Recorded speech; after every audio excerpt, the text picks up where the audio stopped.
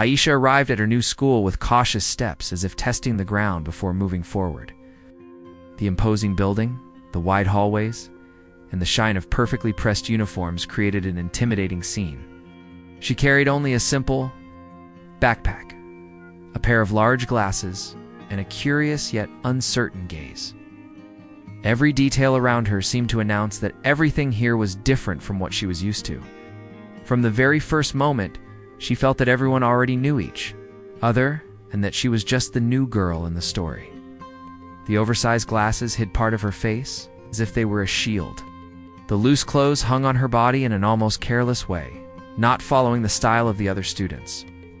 Her reserved manner showed in her silence and slow steps. That image conveyed distance, perhaps even coldness, to those who didn't know her. The truth, however, was that each element simply revealed the caution of someone who didn't yet know how she would be received in that environment. The hallway was filled with voices, hurried footsteps, and curious glances. Groups gathered in small circles, exchanging quick, lively conversations.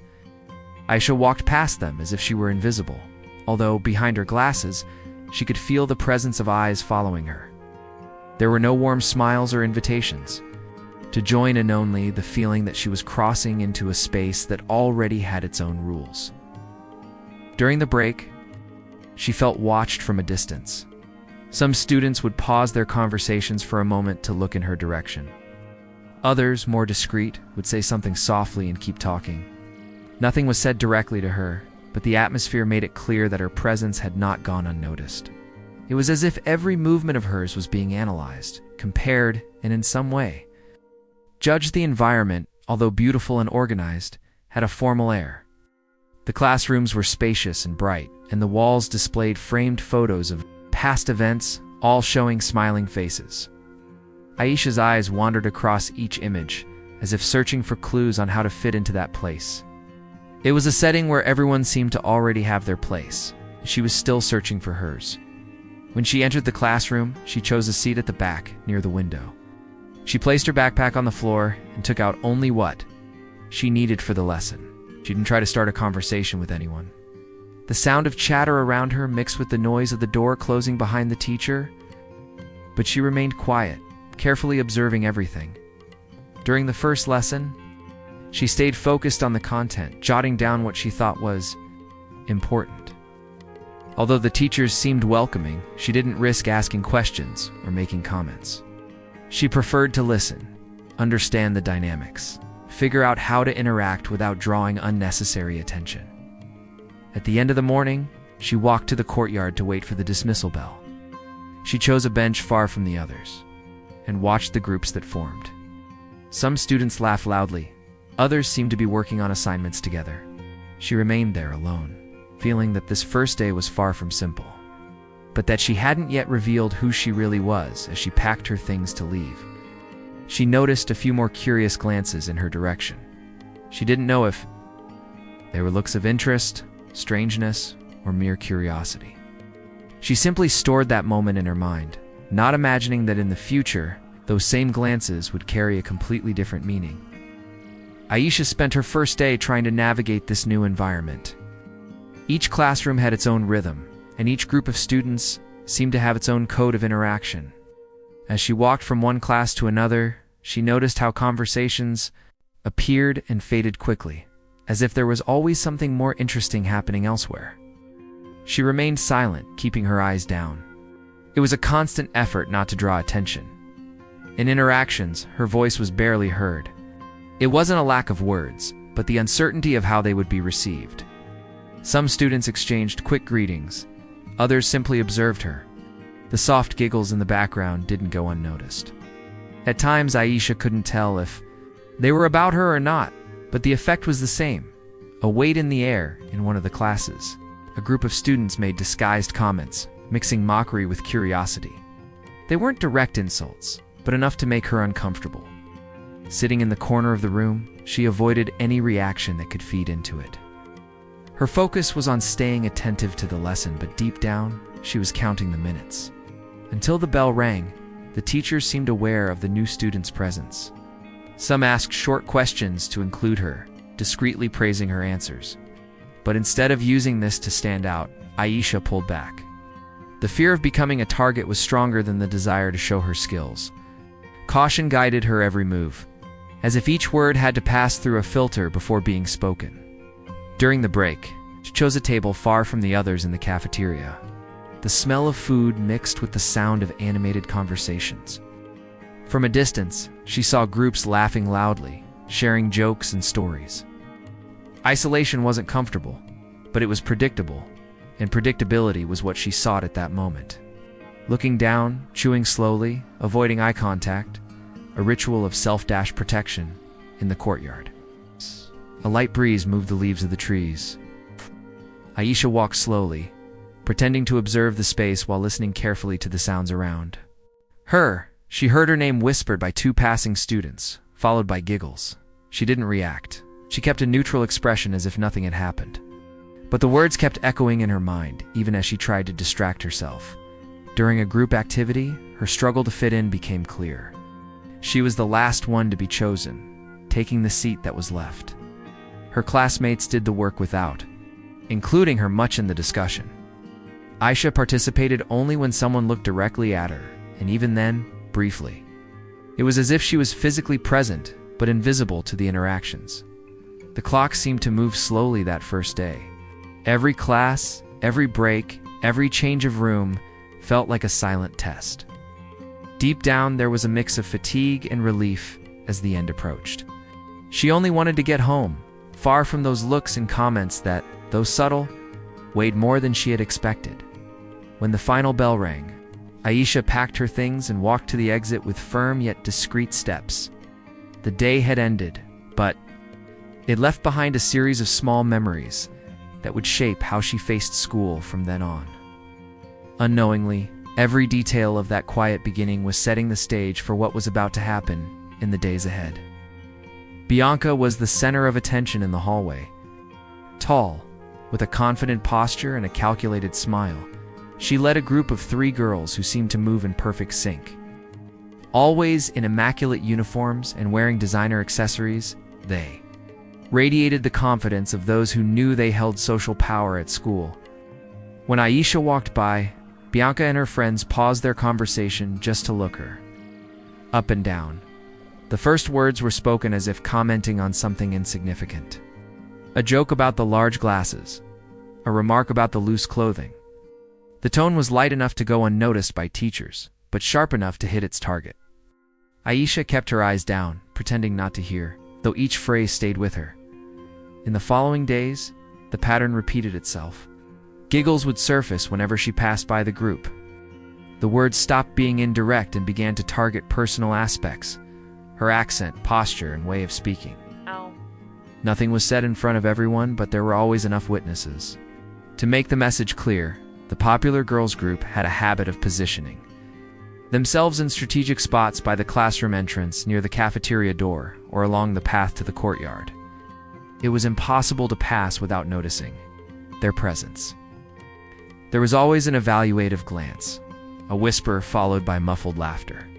Aisha would adjust her backpack strap and quicken her pace, trying to shorten the moment. Bianca knew how to use words as weapons. A simple wow or poor thing, said at the right moment, was enough to provoke reactions around her. Followers, in turn, amplified the effect with laughs or expressions of fake surprise. It was a subtle, yet cruel game, where every move had a purpose to isolate the target. One afternoon, during break, Aisha entered the cafeteria and heard Bianca say her name in a low tone, followed by a quick glance in her direction. The whole group laughed. She pretended not to notice, walking to an empty corner. The space felt smaller, as if the walls were closing in with every step. Bianca's friends, always aligned with her, seemed to compete for space to add another comment. One about the way Aisha walked, another about her hair. It's never an explicit insult, always shielded by the excuse of just joking. Scaring so. The intention was clear, and the effect inevitable. Despite the discomfort, Aisha stayed silent. Not because she agreed, but because she didn't know how to respond without making things worse.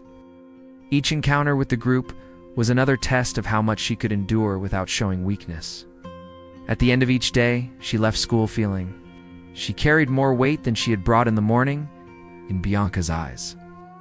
There was something that mixed curiosity and challenge, as if she was waiting for a reaction that never came. For the group, that was fuel to continue. For Aisha, it was another reason to stay on the defensive. The game was set, but she didn't yet know that soon the rules would change. The morning went on like any other until it was time for the school presentation. Aisha, 16 years old, black, shy, newly arrived at the elite school, with her large glasses, loose clothing, and simple backpack resting against the chair, waited for her turn. Beside her were Clara and Luana, two classmates who had grown closer over the past few days. Their first interaction happened when Clara offered to help her find the right classroom and Luana shared a snack with her during break. Since then, small conversations and discreet smiles had turned into the beginning of a friendship, forming a silent but steady bond. When her name was called, Aisha stood up slowly, feeling the weight of every gaze. She held a stack of notes in her slightly trembling hands. Clara whispered, "It's going to be fine," and Luana gave a discreet nod, but the tension didn't seem to ease. The walk to the front of the room felt longer than it really was. As she began to speak, Aisha's voice came out low, almost swallowed by the silence. She paused, took a deep breath, but the moment she turned the page, the papers slipped from her hands. They scattered across the floor in an involuntary choreography that caught everyone's attention. The sound of the first laughs echoed almost immediately, trying to recover. She bent down to gather the papers, but her hands were still shaking. Some voices whispered at the back of the room. Others laughed louder. Clara and Luana exchanged glances, visibly bothered, but unable to stop the situation in that moment. The teacher tried to ask for silence, but the commotion had already begun. Aisha returned to her place at the front, now more nervous. Her words began to come out with small pauses and stutters. The sound of laughter grew, some open, others muffled. Coming from different parts of the room, Bianca and her group sat in the front row, smiling almost theatrically. Clara bit her lip and Luana crossed her arms, watching with a serious expression. It felt as though every second dragged on. Aisha's eyes scanned the room, but always found someone laughing or making a comment.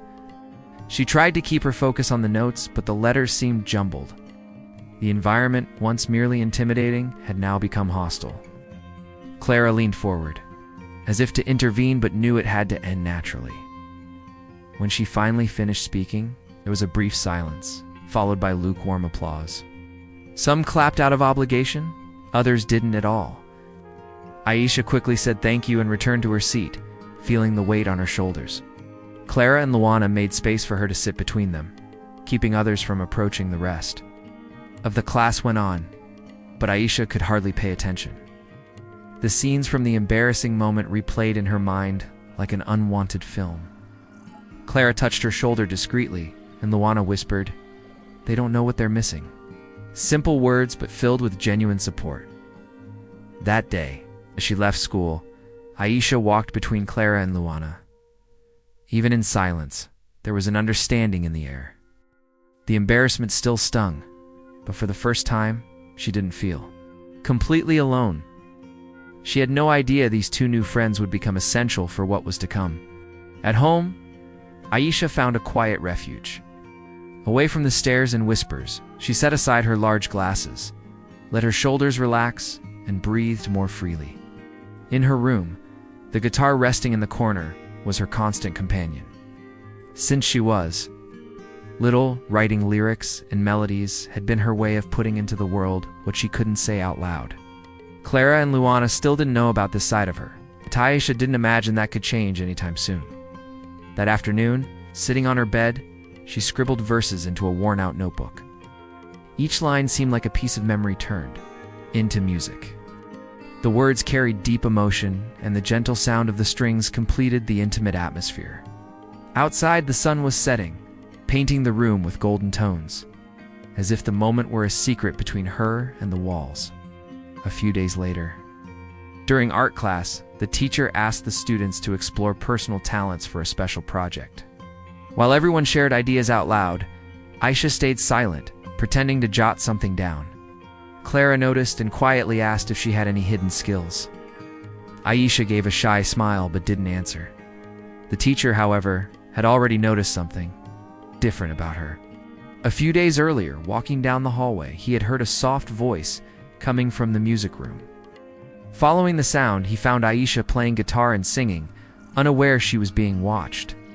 In that moment, he just smiled and walked away, keeping what he'd heard to himself. Now, in the art room, he took the chance to make the invitation in front of everyone. "Aisha, I think you should perform at the school talent show." The room fell silent. Clara and Luana turned to her with surprised and excited expressions, while Bianca, across the room, raised her eyebrows with a crooked smile. Aisha's heart raced. The idea of performing in front of the whole school seemed impossible. Of the embarrassment were still fresh and painful. "Even so," Clara whispered, "you have to show them," Luana added. "They need to hear your voice."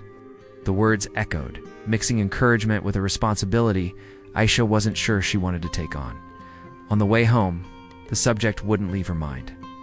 Clara and Luana walked beside her, talking about how they could help her prepare. Clara suggested rehearsals after school, and Luana spoke about choosing a song that represented who she was.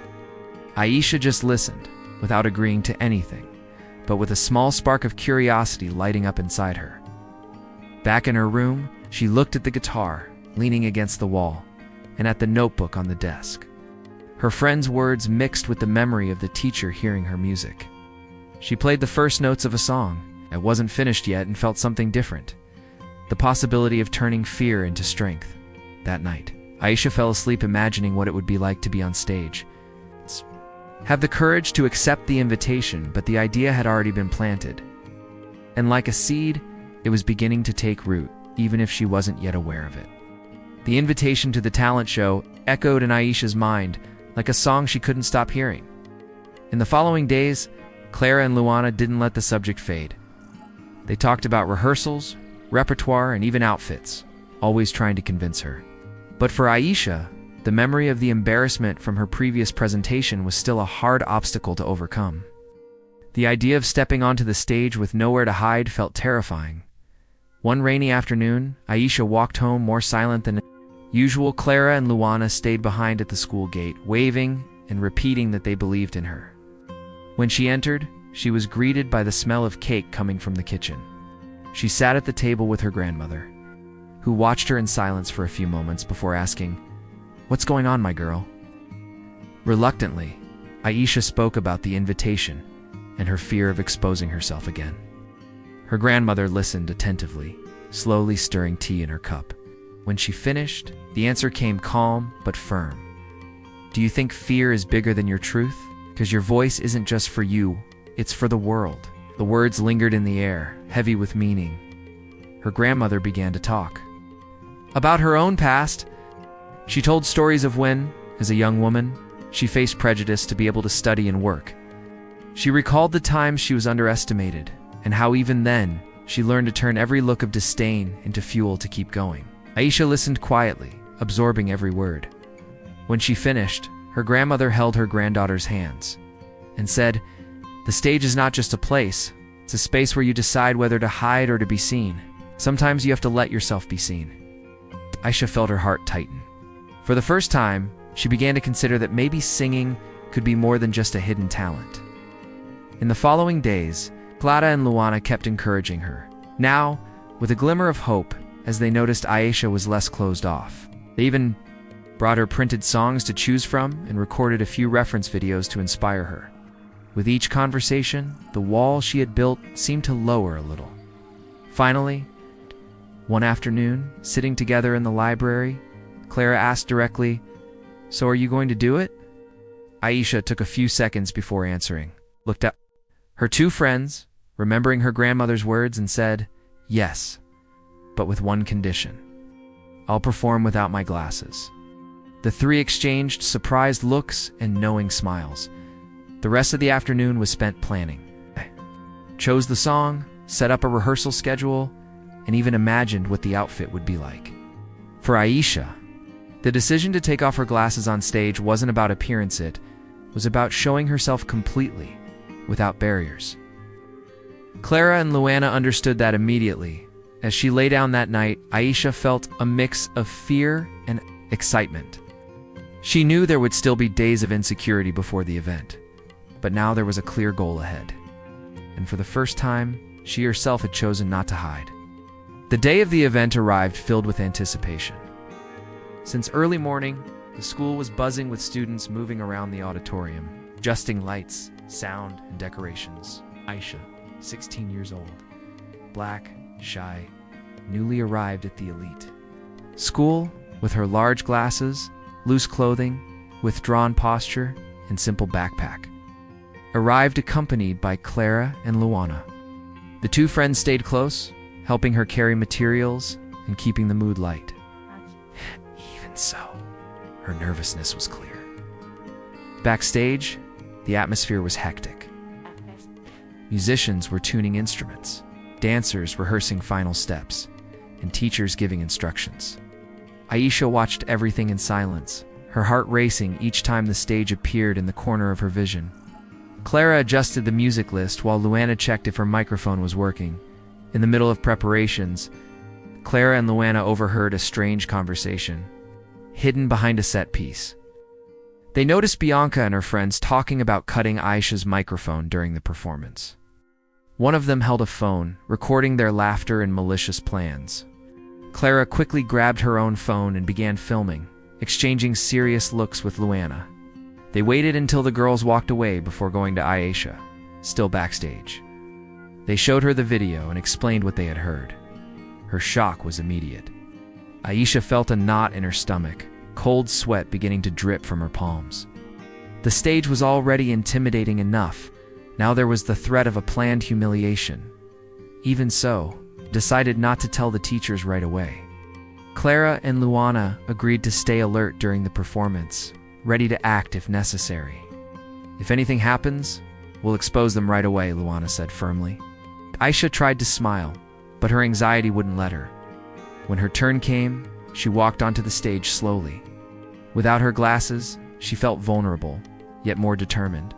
The audience was full. Students, teachers, family members, and some special guests.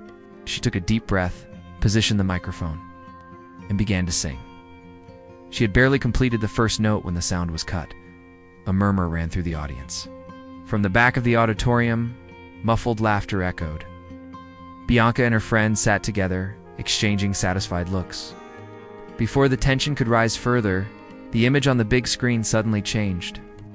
The video recorded by Clara clearly showed the group planning the microphone sabotage with clear audio of their voices and laughter. The auditorium erupted in reactions. Some students gasped in shock. Others booed. The principal, sitting in the front row, stood up immediately, called for silence, and announced that Bianca and her 3 friends were suspended. The group was escorted out under heavy stares, and the event was paused for an intermission. Aisha stepped off the stage with cold hands and a pounding heart. Clara and Luana surrounded her, hugging her and telling her she hadn't lost her chance. "You're still going to sing today," Clara said firmly. "And now, more than ever, everyone wants to hear you," Luana added. The intermission felt endless. Aisha, 16 years old, black, shy, newly arrived at the elite school without her large glasses, wearing loose clothing, with a withdrawn posture and her simple backpack beside her, sat backstage, her heart still racing. The cut-off sound, the laughter, and the image on the big screen all blurred together in her mind. Clara and Luana stayed by her side the whole time, trying to keep her grounded, but her gaze drifted, trapped in the memory of the moment. Silence between the 3 was broken only by short sentences. "You're going back out there," Luana said firmly.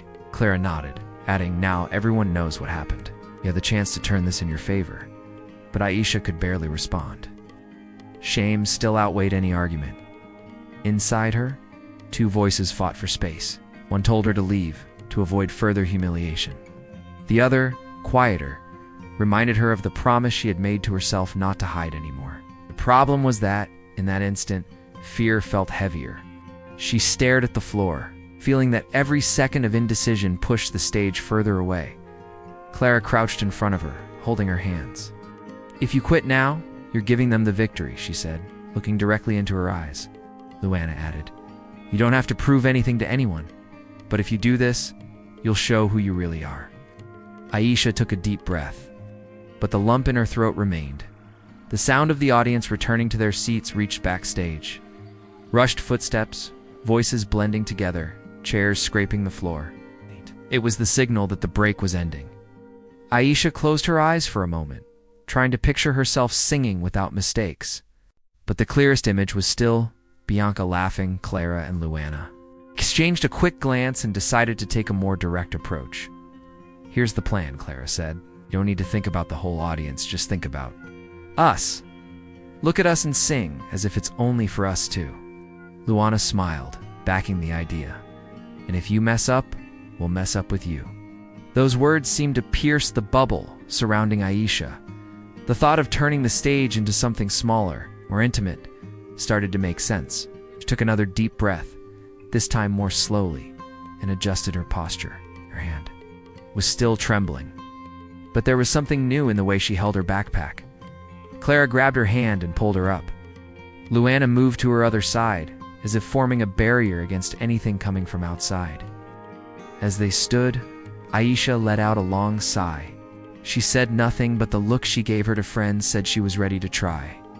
When the stagehand announced it was her turn, Aisha stepped forward. She still felt the weight of fear, but also a spark of courage. And at that moment, that spark was all she needed to return to the stage. The auditorium was once again full. Aisha, 16 years old, black, shy, newly arrived at the elite school, without her large glasses, wearing loose clothing. With a withdrawn posture and her simple backpack, left backstage, waited beside the curtains. Clara and Luana stood next to her, one on each side, as if forming an invisible shield. The sound of conversations faded as the audience settled in, creating a palpable tension. When her name was announced, Aisha stepped forward. The warmth of the stage lights enveloped her, and for a moment, she felt as if the entire world was looking inside her. The first rows were filled with teachers and special guests, and in the back the audience waited in silence. Clara and Luana positioned themselves to the side, in a spot where she could see them. She took a deep breath and closed her eyes for a second, feeling the pressure ease slightly. She gripped the microphone firmly and opened her eyes, looking directly at her two friends. Their plan was clear: sing as if it were only for Clara and Luana. The audience was no longer a crowd, it was just the backdrop to that moment. The first note echoed through the auditorium, filled with emotion. Aisha's voice was soft yet firm, growing stronger as she moved through the verses. Clara smiled discreetly, and Luana nodded in encouragement. Every word seemed to find its exact place in the hearts of the listeners. The song spoke of overcoming, of finding strength in one's own scars. Some faces in the audience began to change. Serious expressions gave way to touched looks. A teacher discreetly wiped away a tear, while further back, some students who once laughed now watched in silence. As the song went on, Aisha's confidence grew. Her posture was no longer the same as it had been minutes earlier. She moved across the stage, with ease, radiating an energy that seemed to fill the entire space. With every note, the message became clearer. She wasn't just singing, she was showing her true self. In the final verse, her voice reached its most powerful point. It was as if every barrier that had kept her hidden until then had been broken. At the end, the sound of the last note hung in the air for a few seconds before the auditorium erupted into applause. Clara and Luana clapped while standing, smiling with pride. Amid the applause, a few well-dressed men and women rose from the front row and stepped onto the stage. They were talent scouts who quickly introduced themselves and, in front of everyone, said they wanted to sign her. The audience reacted with excitement, and Aisha, surprised, brought her hand to her mouth, overcome with emotion. At that moment, the laughter and humiliation had no place. The stage was now the place where she had turned the game around, with Clara and Luana as witnesses and an essential part of that victory. But what would come after that night would still be a story everyone at school would talk about for a long time. Months had passed since that night in the auditorium, Aisha, 16 years old, black, shy, newly arrived at the elite school, Aisha, was now seen by everyone in a different light, walking with more confidence. The large glasses were no longer part of her daily look, but the loose clothing and reserved demeanor still accompanied her as part of who she was. Clara and Luana remained by her side, celebrating every achievement as if it were their own. The city was counting down to the concert. An open-air event in a large square, expected to gather around 50,000 people.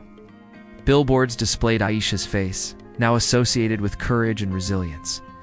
The production team was setting up a massive stage, with lights, big screens, and professional structure. Clara and Luana followed everything closely, excited about every detail.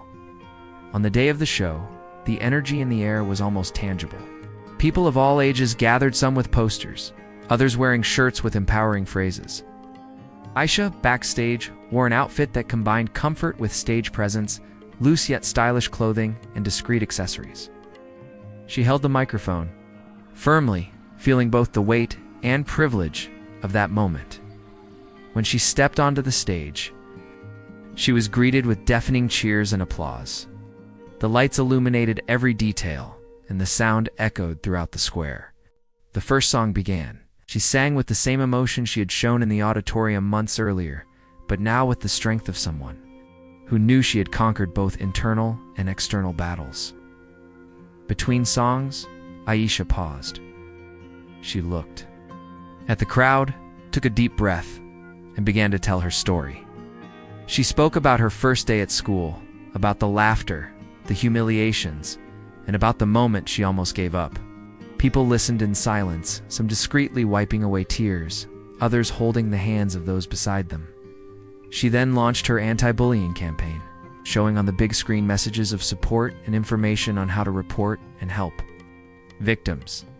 Clara and Luana, positioned at the side of the stage, watched with pride, knowing that this moment was much bigger than music. The crowd responded with shouts of encouragement and raised fists. The next song had been written especially for that night. The lyrics spoke of resilience, of standing tall even when the world tries to knock you down. The audience sang along with the chorus, turning the concert into a massive choir. The energy seemed to envelop everyone there. At the end, Aisha thanked every person present, looking especially at Clara and Luana. "Never let fear or prejudice silence your voice," she said, with firmness and emotion. The phrase was met with cheers and applause that seemed never-ending. The show ended, but the feeling of victory would remain alive. More than a rising star, Aisha had become a symbol of courage and resistance, and that night would mark not only her career, but also the lives of thousands of people who left inspired to fight against silence.